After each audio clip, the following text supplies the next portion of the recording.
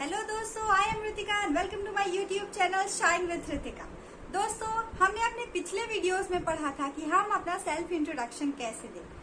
आज हम नए चैप्टर को स्टार्ट करेंगे जिसमें हम बिल्कुल बेसिक से पढ़ेंगे। दोस्तों, ABCD हम सभी को आता है नॉर्मली।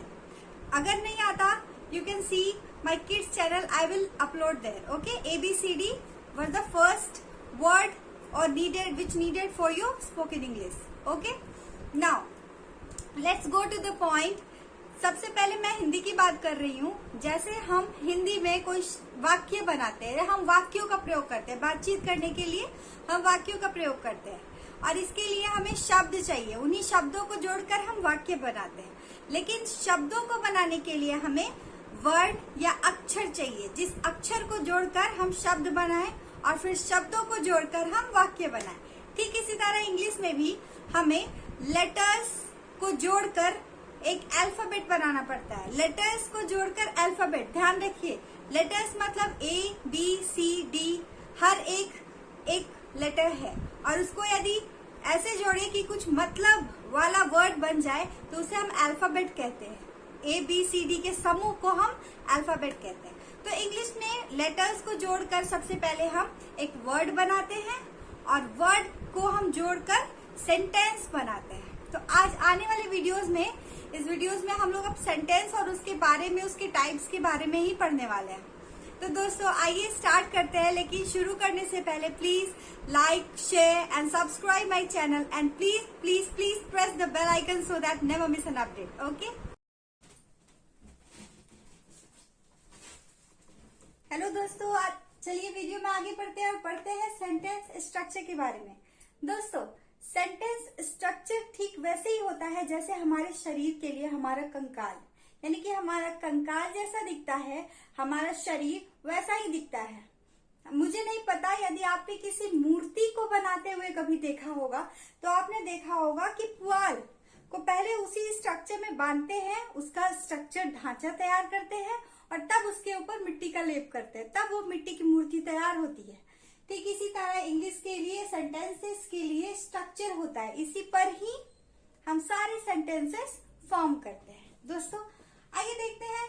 कोई भी सेंटेंस दोस्तों 3 चीजों से मिलकर बना होता है। पहला जो होता है वो क्या होता है? Subject, second one is verb and third one is object.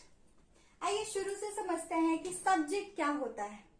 दोस्तों, सब्जेक्ट को की जगह पे हम नाउन या प्रोनाउन का इस्तेमाल करते हैं।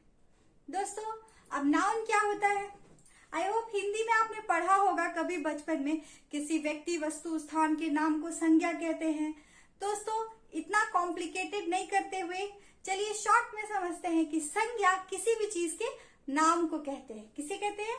नाम को, यानी कि संज्ञा का मतलब नाम। और सर्वनाम दोस्तों नाउन के जगह यानी संज्ञा की जगह पर अगर हम किसी चीज, शब्द का इस्तेमाल करते हैं उसको हम प्रोनाउन कहते हैं। दोस्तों, अगले पॉइंट पे बढ़ते हैं, वर्ब। दोस्तों, वर्ब का मतलब जिसे हिंदी में हम क्रिया कहते हैं और आसान शब्दों में काम। तो दोस्तों, हर एक चीज जो आपके आसपास हो रही है वो एक न एक काम है, जिसमें भी जैसे मैं आपको पढ़ा रही हूँ, ये भी एक काम है।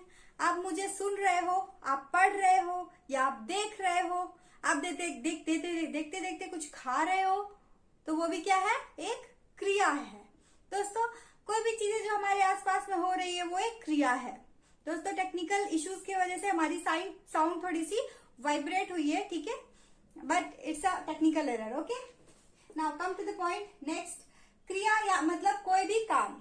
नाउ क्रिया के बाद दोस्तों ऑब्जेक्ट आता है। ऑब्जेक्ट वाक्य में संज्ञा यानी कि किसी नाम, संज्ञा या सर्वनाम और क्रिया के बाद जो भी बच जाए, सारे के सारे क्या है? ऑब्जेक्ट है। क्या है? ऑब्जेक्ट है।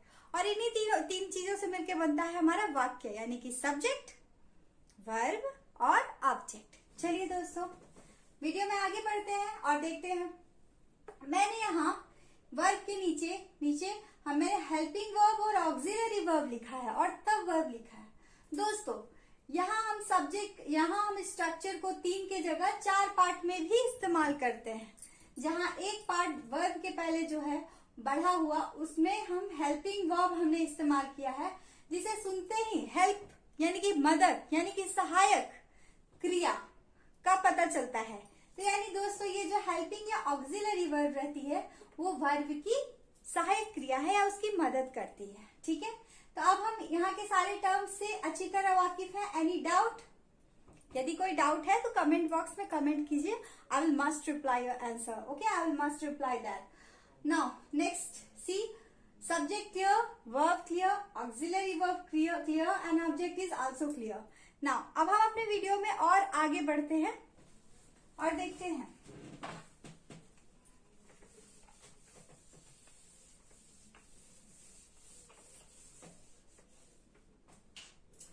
दोस्तों हमारे सेंटेंसेस जो होते हैं बेसिकली 3 टाइप के होते हैं ग्रामर के अकॉर्डिंग, लेकिन क्योंकि हम स्पोकन इंग्लिश सीख रहे हैं तो हमें ग्रामर का टेंशन अभी बिल्कुल नहीं लेना। ठीक है, हम नॉर्मल बातें करते हैं कि हम किसी एक सेंटेंस को कैसे कैसे बोल सकते हैं, कितने तरीकों से बोल सकते हैं मैक्सिमम।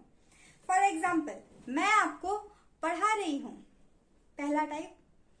मैं आपको नहीं पढ़ा रही हूं, दूसरा टाइप। क्या मैं आपको पढ़ा रही हूं, तीसरा टाइप।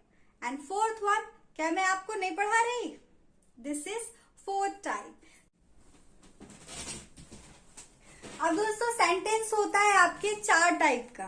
पहला पॉजिटिव, दूसरा नेगेटिव, तीसरा इंटरोगेटिव एंड चौथा interrogative negative.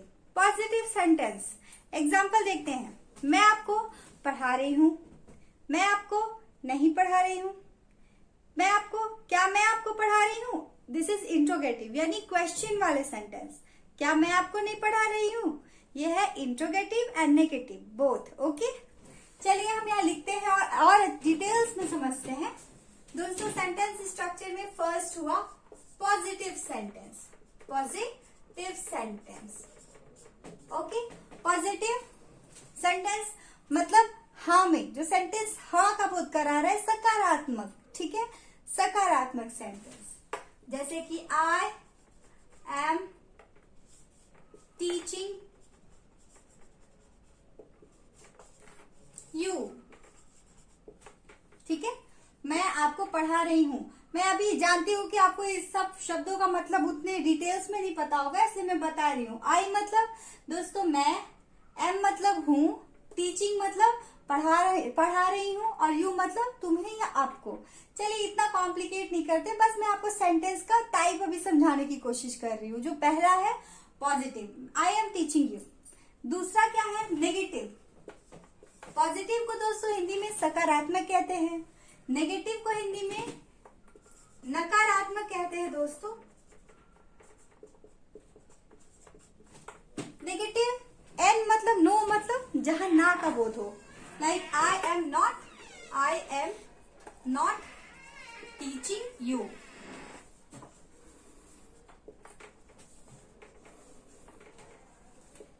The third one is interrogative sentence friends. Interrogative मतलब प्रश्नवाचक वाक्य, ऐसे वाक्य जिसमें आपको क्वेश्चन या प्रश्न का बोध होता है। ठीक है, नेक्स्ट यानी कि third one is interrogative.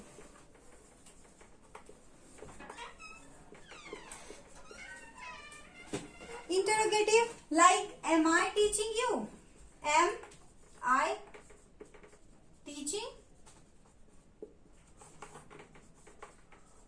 You, जहां हम प्रश्नवाचक चिन्ह भी इस्तेमाल करते हैं, question mark. Okay, am I teaching you. दोस्तों एक चीज को ध्यान में रखना है कि जब भी हम कोई वाक्य बनाते हैं तो पहला शब्द हमेशा कैपिटल और बाकी का स्मॉल होता है, तो आपको ये चीजें ध्यान में रखनी है। Next one is interrogative, same and negative too. दोस्तों इंट्रोगेटिव भी हो यानी प्रश्न वाले शब्द भी हो और नेगेटिव भी हो, इसको हम कैसे बोलेंगे? क्या मैं आपको पढ़ा रही हूँ, क्या आप मुझे देख रहे हो, क्या आप मुझे सुन रहे हो, ये हो गया आपका इंट्रोगेटिव। क्या मैं आपको नहीं पढ़ा रही हूँ, क्या आप मुझे नहीं देख रहे हो, ये हो गया इंट्रोगेटिव नेगेटिव। तो जहां प्रश्न भी हो और ना भी हो वहां होगा इंट्रोगेटिव नेगेटिव, प्रश्नवाचक नकारात्मक वाक्य। एम, यहां स्टार्ट करेंगे दोस्तों, एम आई नॉट टीचिंग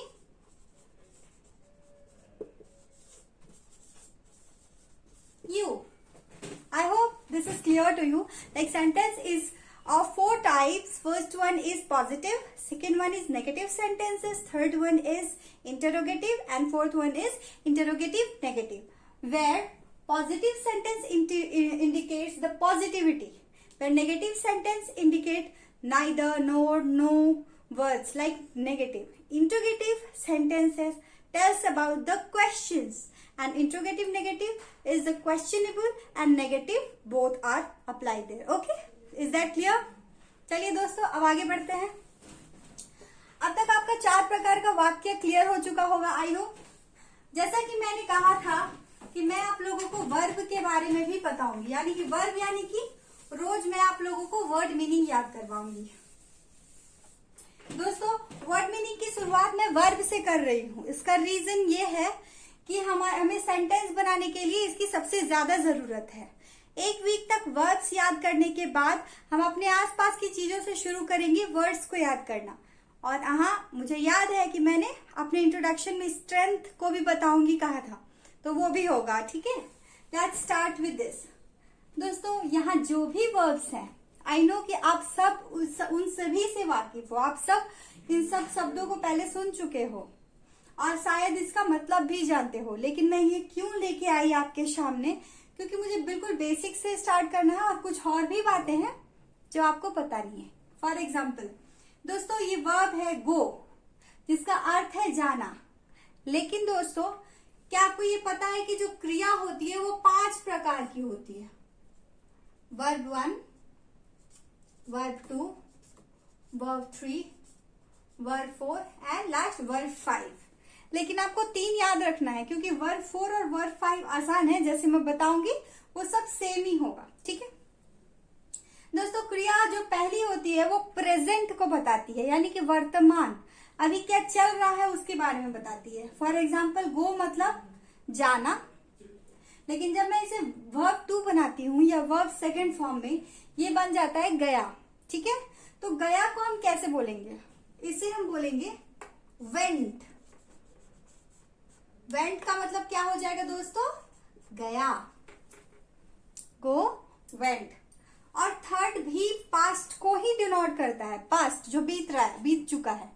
तो हम वर्ब 3 में ये क्या बन जाएगा? गो वेंट गोन बन जाएगा. ठीक है दोस्तों, इसका भी अर्थ होता है गया. ठीक है, आगे हम डिटेल्स में पढ़ेंगे V2 और V3 के बीच में बेसिक क्या डिफरेंस है. ये भी पास्ट है और. ठीक है, लेकिन पहले यहाँ जाते हैं. गो का आपको एक नहीं तीनों याद करना है. ठीक है, तो इस तरह से एक की जगह आपको 3 शब्द याद करने हैं. अब टेंशन मत लीजिए कि बहुत सारे वर्ड्स हो जाएंगे, लाइक बहुत सारे आसान है जिसमें सिर्फ आपको ईडी जोड़ना है लास्ट में. ठीक है, चलिए दोस्तों आगे बढ़ते हैं. Go went gone. Speak along with me. Go went gone. Next one is come. Come means क्या होता है? आना. कम कम कम. दोस्तों कम में हम लिखते तो वही है, लेकिन हम पढ़ते हैं केम. क्या पढ़ते हैं दोस्तों? Came. Come came come. Come came come. Next one is play. ठीक है, प्ले. प्ले में हम सिर्फ ईडी जोड़ते हैं दोस्तों. Played played. Okay, come came come, play played played. Next one is right wrote written. Write, wrote and written. Okay, लिखना लिखा लिखा. Next one is read. Read. दोस्तों ध्यान रखिए. read. दोस्तों रीड को लिखते वक्त हम रीड ही लिखते हैं, लेकिन रेड पढ़ते हैं. ठीक है, read read read. Next is see. See मतलब देखना. इसका होता है see saw see. See saw see means देखा देखना देखा और देखा. ठीक है, next one is look. Look बहुत आसान है दोस्तों. इसमें हम सिर्फ लास्ट में ईडी जोड़ते हैं, जस्ट लाइक प्ले. ठीक है, प्ले में जैसे हमने जोड़ा था प्लेड प्लेड, वैसे ही होगा. Looked looked.